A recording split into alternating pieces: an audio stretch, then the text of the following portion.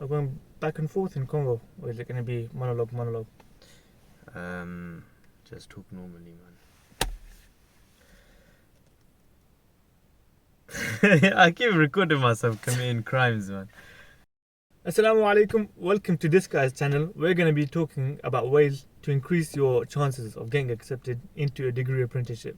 Yeah. So this is my friend Abdul, and he's also doing a degree apprenticeship, not in the same company as me, but we essentially applied to everywhere. We applied to everywhere together, and as a result, everything he knows, I know. Everything I know, he knows, basically. I know a bit more. Okay, whatever. Anyway, the first thing you need to know is how you actually apply. So the first step in applying is scouting out all of the companies. So what me and Abdul did, we created a list on an online document so we can both view it. And the table had the date that we applied, the name of the apprenticeship, the location, because some of these, in fact, most of them we were intending to move out, and the progress of the apprenticeship, as in when is the interview or what stage it's in, basically. And the final one was like, did we get accepted or rejected or whatever, like that, something like that. This document that we made, it was nothing special in the sense that we didn't make it look pretty or anything like that. It was as simple as it can be and straightforward as it can be, and that's the most effective way to do it. So Abdul, you want to say like how people should find these degree apprenticeships in the first place? Yeah, because a lot of people have that concern where they say, "Oh, I can't find any apprenticeships. Where are you looking?" So good place to go to is straight up just go to Google or Bing or whatever your search provider is, and there's 3 ways I can think of applying to or searching for places. The first one would be search for a company name. So there's big brands like Google, Microsoft, whatever you can think of, basically, and type in degree apprenticeship in whatever field you're looking for, whether it's tech consulting, software engineering. You need to know about these sort of things. This is general information that you find about the sort of course that you're going for. So that's the first way, search for the company name. The second way would be to search for the actual degree name, because each course or each pathway that you take usually has a degree specific for apprenticeships that's listed with it. The third way would be to search for websites that usually list the progress of apprenticeship vacancies. So they usually contain a lot of information saying it's like a gold mine of links saying this place is open, click here, this place is open, click here. You might even find them on Indeed, but I had pretty much little to no success with Indeed. In fact, not even just degree apprenticeships. I hear a lot of people, they try to apply through Indeed and they just never get a job. That is a good option. I think 1 or 2 from Indeed I did progress quite far with. Another option is the government website. They're quite a good link. Yeah, that's a good one. Yeah. They have a lot listed on there. That's the public ones. Sometimes companies don't put it on there, but that is where some of the basics ones are. So that's how you can search for apprenticeships. Once you find your degree apprenticeships or apprentices or whatever, the next thing you need is a good CV, because almost immediately in the application process they're going to ask you for a CV, maybe even a cover letter and whatnot. So the thing to a good CV is usually, you just like what I mentioned about the table that we had of all of the degree apprenticeships, you want to keep it simple, you want to keep it straightforward, because all of these employers, they're going to be shifting through so many of these, and more likely before an actual human gets to read it, it's going to be some sort of algorithm that says, does it have this buzzword, does it have this keyword, oh, it has this keyword, let me get rid of it. Do you understand? So the point is, keep it simple. Don't focus too much on how it looks or what font you're using or anything. Just keep it like a simple font. What's a normal font? You can get Arial, which is a good font, or you can get... No, Arial is calm. Arial. Just use Arial, bruv. Everyone use Arial, yeah? Oh, Calibri is a good one as well. Okay, yeah, that one as well I heard. But, okay, that's format aside, but the next thing to make a good CV is your experience. So, Abdul, you want to talk about how that affected you in terms of like putting the experience on your CV? Yeah, sure, because on your CV you have multiple sections. Like you've got the academic section where you list your qualifications, but you also have the experience section. I'll be honest with you, no one looks at, or the employers, they glance over, they don't really care about your academic sections. Like whether you have a lot of grades in the past or a little, most of them, I'm being quite generic here, most of them don't really care. But in terms of experience, Hold on, to an extent though. To To an an extent. extent. He did say to an extent, but usually they do care about your maths and English because you do, as in maths and English for your GCSE, and especially if you're looking for a degree apprenticeship, for example, in software engineering, like we're doing. They do care a little bit about what you did at A levels in terms of was it maths based, were you doing computer science, what's your experience in that. But that again just relates back to experience. Go on, Abdul. yeah. So from your experience side, they look more for what have you done in your own time.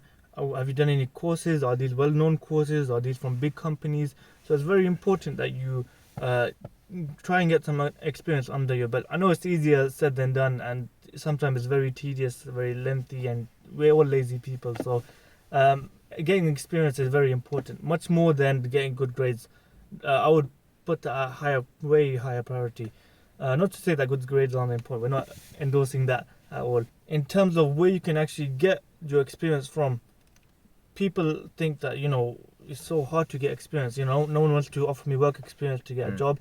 But we are in the era of the internet. You've got the entire internet at your fingertips. You've got the opportunity to apply to online courses now, which is really good. There's a lot of free ones there. If you want to do paid ones, then that's up to you. Let me tell you something, yeah. We done so many little courses, yeah, and some of them I didn't even finish it, and I still put it on my CV. some of them I done like a few things of it, and I just put it on my CV. But some of them we had the certificate. I'm not gonna lie, no one asked for a certificate even once. Nobody else. But if you can find ones with a certificate, try to do it, just because at least you have some evidence. Yeah. But again, no one ever asked for those certificates. But if you have a LinkedIn profile, people normally post certificates on there. Yeah, that's true. And that that's builds true, your yeah. reputation, or just list the course, which is the same sort of value. Couple of examples for courses. We've got the Google's. They've got the Google's marketing course. We've got the Elements of AI, which is by the University of Helsinki. Yeah. That's the one that I didn't finish. That's the one you didn't finish. That's the one I cheated on, actually. Probably shouldn't be exposing myself there. But there's plenty of online courses. Some are 6 weeks, some are 1 day. He fully said he cheated. Go on, carry on. Crop that out. No, you're not staying in, man. Oh no, I'm being exposed. Go on. So on top of that is you want to make sure that the course content is relevant as well. Because if you're applying for a software engineering role, it's likely they don't really care whether you have a marketing course under your belt or something to do with biology or something. You want to make sure that it's sort of relevant, even if it's remotely relevant. For example, we did a course on AI, even though we were applying to like a coding focused apprenticeship. Essentially what it's trying to say is the main thing is how unique can you be in your experience, because let's say, look, most people are going to be in the same situation when they finish their A levels. They're going to be looking for that degree apprenticeship, so everyone's going to have a similar level of experience. For those that didn't take the extra step and get like additional experience, so everyone's going to have their A levels, their GCSEs, but these employers are looking at what do you have on top of that stuff, what do you have extra, what have you done in your free time that will benefit you in this career that you're trying to apply for. And if we move on from that, the next part in the process is the interview. The interview, I have to be honest, I done absolutely rubbish in the first maybe 10 interviews. And the main thing that made it rubbish was, one thing, I lacked confidence, and the other thing was I just didn't prepare well enough. How many interviews did you apply for in total? Do you remember? So on average, I think we applied for about 30 degree apprenticeships, and about half of it we went to some sort of interview stage. Some of the interviews we didn't even have a human on the other. It was just like a pre-recorded thing that we're answering. But for me, I like when there's someone else there, but that's besides the point. I think I had a similar case with Higher View. Is a very good platform. It's a very famous platform they send you questions, they have questions typed up and they say record your answer. That's the most common one. That's what we're regarding as interviews here. For the interview, you want to make sure that there's, first of all, you remember what the company is about. That was a very, very, very, very important thing for me. When I applied to this guy's company, I still remember it clearly. We had 2 sections. We had a group interview and we had a individual interview. And that's the structure that is quite common in all of your in all of the degree apprenticeships, to be honest. So I applied for. I happened to be in the same group as this guy for our group interview for 4 of us, and it happened that I did really well in that because I had all the key skills that they were looking for. It was like I was being active. So there's someone want to set a timer. There's essentially taking charge, maybe micromanaging a little bit. Yeah. All the leadership qualities that they were like. Not to blow my own horn or anything here, but No, but it's important. That's actually a good point because we're talking about how do you improve your chances. So, what things did you do well? Because I have to be honest, Abdul did do very well in that group interview. One thing that I'll give you one tip here. be like, Usually these tasks they're time bound. Yeah. So what you should do straight away is say, I'll keep time. I'll keep track of time, and that allows you to keep talking essentially. Even if you don't have much to say, you can just suddenly say, "All right, there's 5 minutes left, guys. Let's get a move on. All right, there's 3 minutes." Yeah. Or to build on that, you could say, "Oh, there's 5 minutes left. Should we move on to this? Or there's 3 minutes left. Yeah, Should exactly. And direct the flow?" that makes you seem like such a boss, man. I think I had that for one of my interviews. Forgot which company it was, but I felt like a boss. Like, yo, come on, we got like 2 minutes left. Let's get a move on. Don't forget that's after you saw me do it, okay? Maybe. It is, man. I don't care. At least, alhamdulillah, it was alright. So anyway, carrying on with this anecdote, after the group interview, the solo interview, it was more coding based, but they prefaced it by asking about the company. And I had no idea what the company did. Because I applied to so many at that point, it was like, yeah, I don't really care, I'm not getting accepted anyway, so I'm just gonna... It's a very nihilistic mentality. Okay, hold on. So the tip is to apply to as many places as possible. But that doesn't mean you apply without knowing anything. Yeah, don't do This is what Abdul did, yeah? Abdul applied to the company that I'm at now, and he done the group interview very well. And obviously, in that interview, there's not really specific questions about the company and the whatever. But when it comes to the one-on-one interview or one-on-two interview, because there's usually more than one person interviewing you, they ask more specific questions like, what does the company do? What is this and what is that? And this brother, literally, while he was in the interview, he was searching up the answers to the questions while they were asking him. How can you expect to? He ruined his chances, man. It would have been so good, man. Me and him in the same company, but no. He ruined his chances. You have to, for me, when I was so he done good in the group, and I done very, very well in the single, the 1-on-2, and the flipping scammers messaging. No, don't worry. Basically, I done very well on the 1-on-2, and the reason is before I went into that, I searched up so many things. I searched up like what's it called when like the company has a saying, the company motto. I searched that up, yeah, and when I memorized it as well. I memorized it, and when I went in, I was like, yeah, I really resonate with this motto. Like, I did. So, not to say I didn't, but I'm saying at least I learnt it. At least I knew these things before I got in, which was such a critical thing that allowed me to get into that company, alhamdulillah. And the next thing that you might find in that in the single interview is a lot of people say, do you get tested on your programming knowledge? This is for software engineering degree apprenticeship. Yes, you do.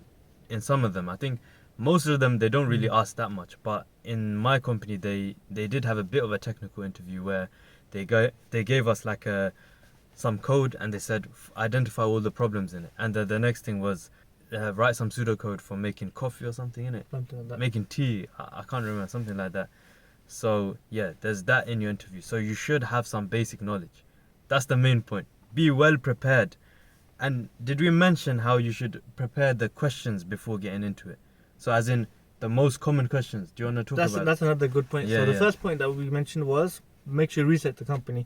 The next thing would be to, as Mahdi mentioned, would be to prepare or learn sort of the general sort of questions that they ask. Because as mentioned earlier, a lot of companies have repetitive questions, whether it's the verbally, whether it's through written answers that they expect. They all have a similar theme. And there's a plethora, a lot of very good books out there that talk about the sort of style of questions. I think there was one book in particular, which I can't remember the name of. Is that the one you gave to us? Might be. There was books that said that all job questions are broken into 5 categories, which you can prepare for in advance, each category, and you'll be able to mold your answer for each of those other questions. So it's important that you prepare for your typical questions, be ready to answer them verbally or orally. What's so good about preparing, yeah? I'm being honest that I basically failed all of the interviews before I prepared these questions. And the only reason is, I mentioned earlier, you have to be really confident in your interviews.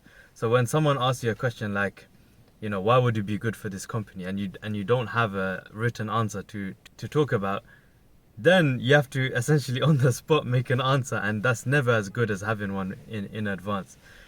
That goes for everything, to be honest. Preparing in general is good for getting solid answers out anyway. So you want to make sure that you can get a solid answer out. Mm-hmm. The third thing for the interview would have to be a smile. Is your appearance, your appearance, the way you look, the way you move, it plays a very big impact. I forgot. We applied in the COVID era, so some people at this point you might have your interview physically, as in you actually go there on site. So if that is the case, even if it's not the case, you should dress very well. Dress well, as in wear a shirt. Don't pull up in like jeans and whatnot. Actually make that extra effort to wear a tie or whatever you need to do, because that shows passion. That's another thing. Passion is the main thing. I wouldn't say go as far as a tie. I think just as long as you're making sure look clean. I say a tie. I don't think I've worn a tie in any of my. But I wore a shirt. Yeah, I wore a nice like a button-up shirt. False information. So for us during our video interviews, it was through Microsoft Teams and stuff. So we had to, as long as we had wore something formally at the top, it was fine. In psychology, you learn that there's the distribution of the way you come across is divided into three categories which have different weightings. The first is your body language, which accounts for about 70% of the actual message that you give across. 20% comes from the way in which you say, your tone, the 4 P's, pitch, power, pause, space, which you can learn about. And then the actual 10% is the content of what you're saying. So what you say has no value if you say it with complete confidence and you look good doing it. I remember this. I think you explained this to us before we actually done it. Yeah. So it really helps so when it's online, you don't get that benefit of body language. It's very limited. You try and include your hands. Next thing you know, you block the camera. No, that's one thing though. Put your hands into it, because for me, even when I use my hands, it makes me speak better. You might realize I keep doing this, but that actually shows.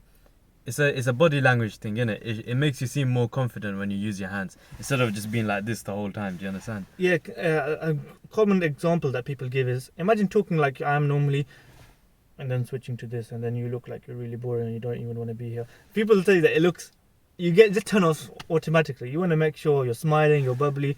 At the least, perhaps it's hard for you. We in the field that we're in, it's full of introverts who don't really like talking to other people, because that's what we do. We code because we don't have to talk to other people. You'd find that it's hard for us, but it doesn't mean we shouldn't put an effort in to do the best that we can in communication, and that just gives the best first impression, because the first impression is the one that lasts, and that's the one that they're going to be using to see whether you fit into the company and the morale and the ethics that they have in the company. And the final point I want to make before I end this, is getting long, is the main thing you need to do is make dua. That's the main thing. Without dua, you cannot get in anywhere, really and truly. So please keep making dua. Don't give up. And that's it. Anyway, Assalamu alaikum.